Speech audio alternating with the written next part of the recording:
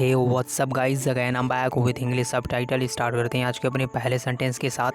काश मैं तुम्हें समझा सकती, काश मैं तुम्हें समझा सकती।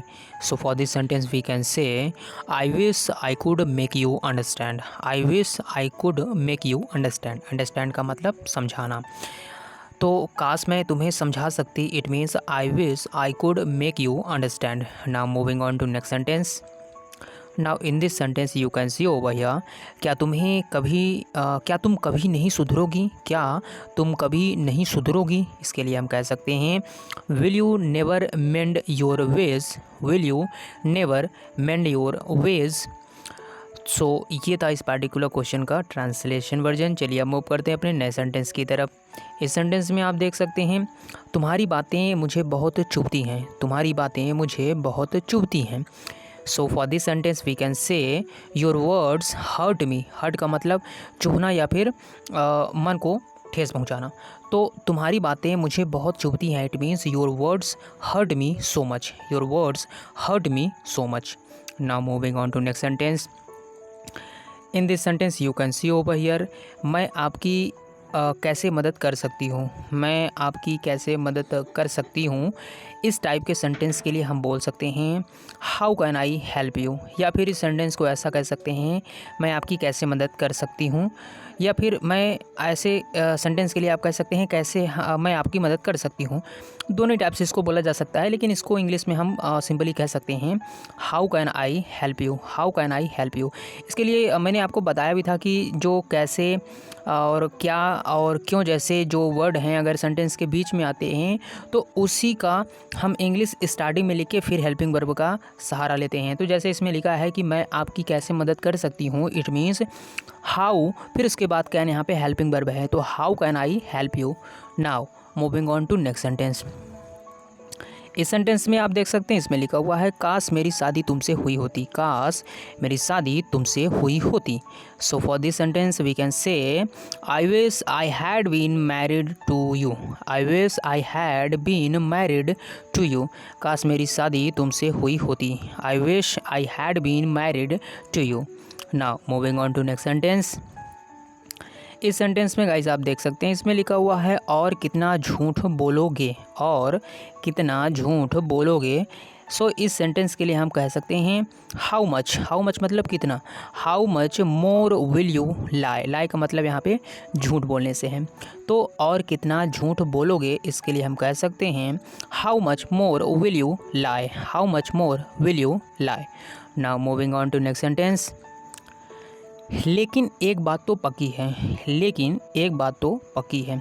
इसके लिए हम कह सकते हैं but one things for sure, but one things for sure. It means लेकिन एक बात तो पक्की है, but one things for sure.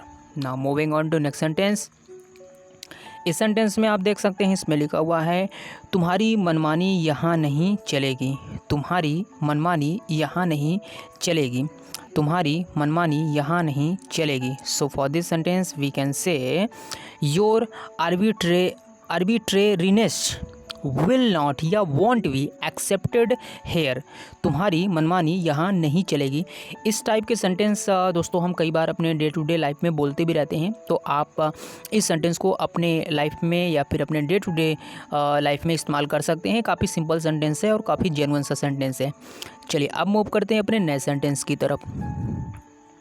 इस सेंटेंस में लिखा हुआ है तुम्हें क्या लगा था मुझे पता नहीं चलेगा, तुम्हें क्या लगा था मुझे पता नहीं चलेगा। What did you think? What did you think? I would not find out. Find out का मतलब पता चलना या फिर खोजना, ऐसा आप यहाँ पे इसको समझ सकते हैं। तुम्हें क्या लगा था, तुम्हें क्या लगा था मुझे पता नहीं चलेगा। What did you think? I would not find out. I would not find out. Find out मतलब खोज निकालना। तो तुम्हें क्या लगा था मुझे पता नहीं चलेगा। What did you think? I would not find out. सो ये इस पार्टिकुलर सेंटेंस का ट्रांसलेशन वर्जन रहा। चलिए अब मूव करते हैं अपने नए सेंटेंस की तरफ।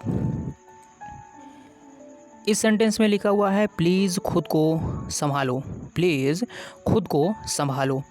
सो इसके लिए दोस्तों हम बोल सकते हैं please pull yourself together, please खुद को संभालो। खुद को संभालो मतलब खुद को केयर करो, ऐसा यहाँ पे इस पार्टिकुलर सेंटेंस का मतलब निकल रहा है। तो प्लीज़ खुद को संभालो, तो इसके लिए हम इंग्लिश में ऐसा बोल सकते हैं कि please pull yourself. Pull yourself का मतलब ही होता है संभालना। तो साथ में लगाकर अगर यहाँ पे हम टुगेदर कर दें तो ये इसका पूरा सेंस निकलता है कि प्लीज़ खुद को संभालो। It means please pull yourself together, please pull yourself together. चलिए अब मूव करते हैं अपने नए सेंटेंस की तरफ। नाउ यहाँ पे आप देख सकते हैं ये है कल के क्वेश्चन का आंसर, जिसमें मैंने कल पूछा था कि बाहर आज मौसम बहुत सुहावना है। बाहर आज मौसम बहुत सुहावना है। सो इसके लिए आंसर में आप बोल सकते हैं the weather outside is very pleasant today. बाहर आज मौसम बहुत सुहावना है। It means the weather outside is very pleasant today. So यहाँ से आप इसको चेकआउट कर सकते हैं जो आपने उसको ट्रांसलेट किया था। तो दोस्तों ये थे आज की स्लाइड में कुछ चीज़ें, और अब आप कल के लिए कोई भी सेंटेंस मन में सोचिए और उसका ट्रांसलेट करके आप कमेंट बॉक्स पे ज़रूर ट्राई करिएगा। मतलब कोई भी जेन्युइन सा आप सेंटेंस लीजिए, उसका हिंदी लिखिए और हिंदी लिखने के बाद आप उसका इंग्लिश में ट्रांसलेट करके कमेंट बॉक्स पे ज़रूर सेंड करें, और मैं देखना चाहता हूँ कि आप लोग कितने एक्टिव हैं। तो ये उसका पार्टिकुलर क्वेश्चन का आंसर रहा, आप इसको यहाँ से चेकआउट कर सकते हैं। और बाकी अगर आपके पास कोई क्वेरीज़ हैं, कोई डाउट हैं, तो आप उसको भी कमेंट कर सकते हैं। मैं कोशिश करूँगा आपको जल्द ही उस चीज़ का रिप्लाई देने की। और आपको ये सीरीज़ कैसे लग रही है गाइस, आप ये भी हमें बता सकते हैं। क्या आप इस सीरीज़ से काफ़ी बेनिफिट महसूस कर रहे हैं या फिर कुछ और बदलाव करने की ज़रूरत है? जो कुछ भी आपको महसूस होता है ज़रूर कमेंट करें, क्योंकि जब आप कमेंट करते हैं, शेयर करते हैं, तो ये हमें मोटिवेट करता है कि आपके साथ इसी प्रकार और इसी मनोबल के साथ आपका सपोर्ट करते रहें और आप अपनी इंग्लिश इम्प्रूवमेंट करने की जर्नी को काफ़ी आसान बना सकें। तो हम हमेशा से यही कोशिश करते हैं कि छोटी छोटी सेंटेंसेस को उठा के और उसका इंग्लिश बना के आपको ये दिखाया जा सके कि इंग्लिश इतनी भी टफ नहीं है जितना लोग उसको बना देते हैं।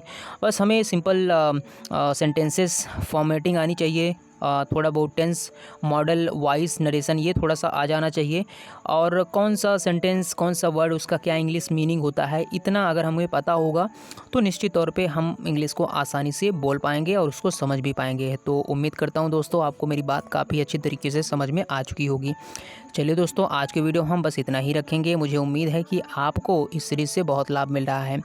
तो चलिए, और हमेशा की तरह जो मैं आपको बोलता रहता हूँ कि पॉजिटिव ज़रूर रहिए, क्योंकि कुछ भी आप सीख रहे हैं सबसे पहले आपको अपने ऊपर ट्रस्ट रखना होगा कि मैं सीख लूँगी या सीख लूँगा। वो कोई दूसरा नहीं कहने वाला है, आपको खुद ही कहना पड़ेगा। सो उसके लिए आप पॉजिटिव अप्रोच रखेंगे तभी आप अंदर से खुश महसूस कर पाएंगे। तो चलिए गाइस, मिलते हैं हम नए वीडियो में। तब तक आप सभी लोग अपना ध्यान रखें, अपने फैमिली में सबको खुश रखें, खुद खुश रहें, तभी जीवन में अच्छा होगा। धन्यवाद दोस्तों।